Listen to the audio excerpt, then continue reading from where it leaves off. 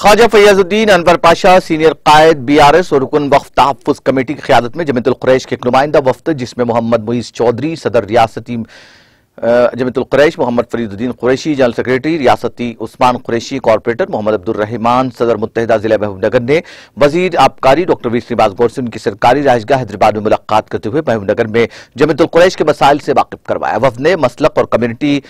Hall کی بابت مطالبہ رکھا، جس پر وزیر موصوف نے تحصیلدار محبوب نگر کو فون پر فوری ہدایت دیتے ہوئے دونوں کے لیے اراضی کی نشاندہی کی ہدایت دی۔ اس موقع پر جمیعت القریش برادری کے نوجوانوں کی کثیر تعداد نے وزیر سرینواس گوڈ کے ہاتھوں BRS پارٹی میں شمولیت اختیار کی۔ اس موقع پر سینئر صحافی محمد تقی حسین، فخر الدین قریشی نائب صدر جمیعت القریش، خواجہ پاشا قریشی جنرل سیکریٹری، غوث قریشی جوائنٹ سیکریٹری، عثمان قریشی خازن، اراکین عاملہ، رحمان قریشی، واحد قریشی، محمود قریشی کے علاوہ دیگر قائدین، محمد قریشی، غوث قریشی، رشید قریشی، قادر قریشی کے علاوہ 100 سے زائد نوجوان کارکن موجود تھے۔